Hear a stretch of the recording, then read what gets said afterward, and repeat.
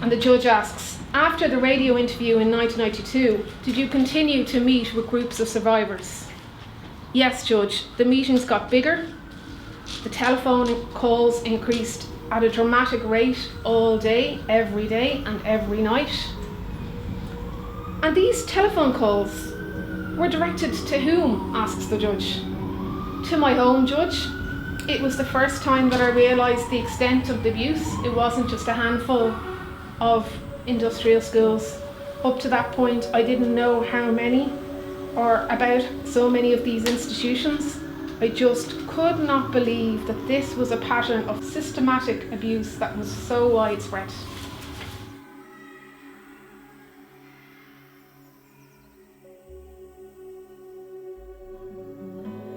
Innocent victims and innocent souls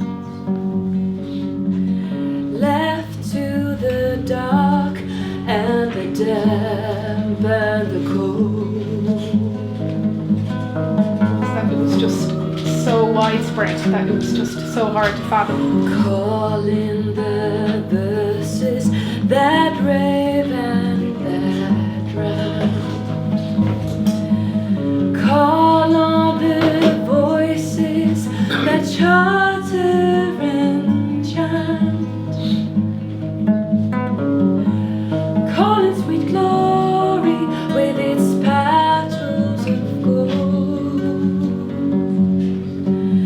to harvest compassion for those innocent souls. Calling the wind on her way through the leaves, knowing and flowing and going with ease. Call on the lakes and the rivers to spill into the oceans of love. It was just so widespread that it was just so hard to fathom.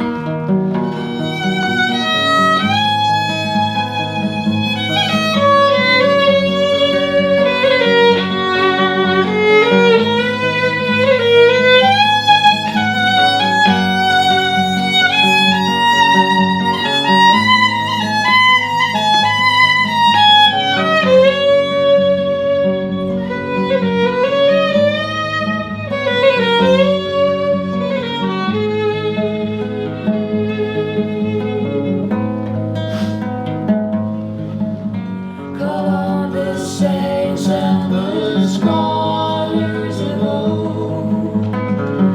Loosen those chains, let the secrets unfold.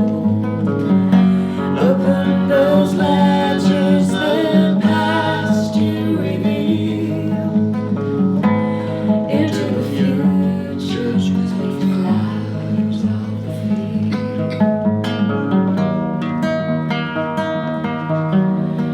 Into the darkness, send ones of pure light. Cast out the shade and the shadows of night. Call on the waters that murmur along to carry the heart and the soul of their song. To carry the heart and the soul of their song.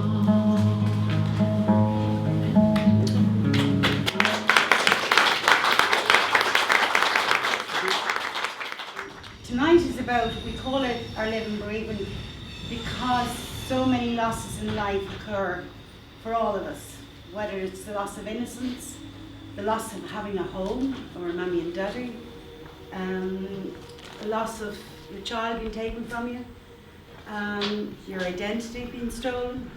So our centre opens its arms and heart to everybody.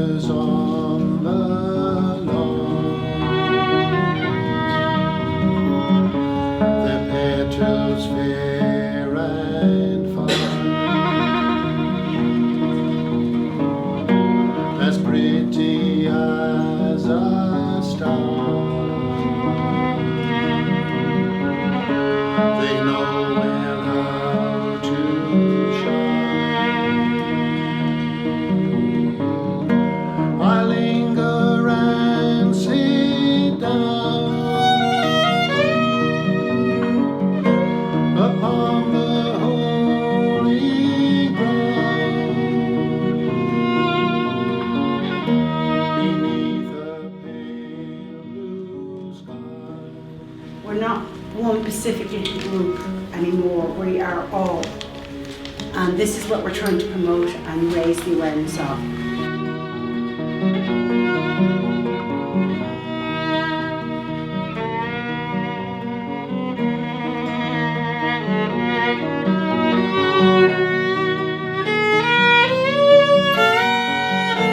Your song is everywhere. Well, for me, it all began in February 1996 with the airing of the Dear Daughter documentary by the late Louis Lenton. It had been advertised, and I had linked it with all of my friends, and I said, would you mind if we watch this together? Hoping that Christy was going to tell the stories that I had been telling my friends, and to validate that I was always telling the truth. So we linked into one friend's house, and they couldn't believe when they started to watch the documentary, nearly word for word, as Christine told of the horrors, as with the other 6 women. If a new person came in, they said, oh no, I can't go over to her, and they come to me first. Oh, tell her I'd like to meet her, you know, but she wasn't like that at all. She wanted to meet everybody, she wanted to make everybody well again, and I miss her.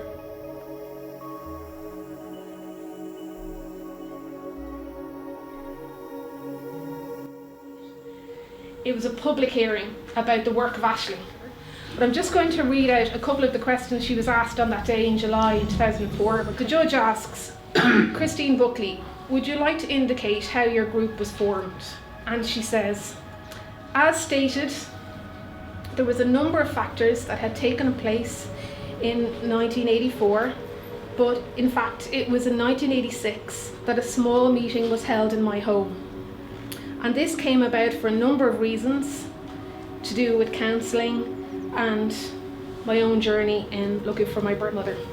Because I had children myself, I felt with my own thoughts and with speaking to my counsellor that if I didn't speak about the atrocities that we as children had witnessed and suffered, I wouldn't have had any answers for my children for when they grow up. And if they were to turn to me and say, Mum, you knew this happened and you didn't do anything about it, that was a very compelling factor in this whole regard. And then the reunions got bigger, and these are reunions of survivors. And then I went to Nigeria to find my father. So the judge asks, when was that? And she says, 1988. And what happened after your father came to Ireland? Both of us did a radio programme, the Gay Burn radio show. And the judge asks, after the radio interview in 1992, did you continue to meet with groups of survivors? Yes, Judge, the meetings got bigger, the telephone calls increased at a dramatic rate all day, every day and every night. And these telephone calls were directed to whom, asks the judge. To my home, Judge. It was the first time that I realised the extent of the abuse. It wasn't just a handful of industrial schools. Up to that point, I didn't know how many or about so many of these institutions. I just could not believe that this was a pattern of systematic abuse that was so widespread. And when Mum says that she could not believe, of course she believed every person that came through the door and every person that knocked at her door, but what she meant was that it was just so widespread that it was just so hard to fathom. Written by John Gibbs. An infant angel's song came floating in my head. As it was on its way, came in and softly thread a songbird in the leaves. The sound would start to bloom, some words came stumbling in and mingled with the tune. If I could only be with you. Where are you now, my blood? My heart, my soul, my light? Is that your voice I hear? It sounds so warm and bright. A little golden chime, out on its way in flight, across the softest sky, or through the darkest night.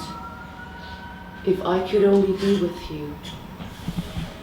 If I could only spend one moment with your smile, then I would surely be a very different child.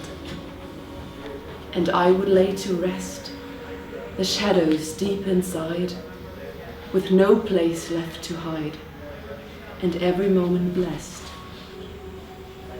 If I could only be with you.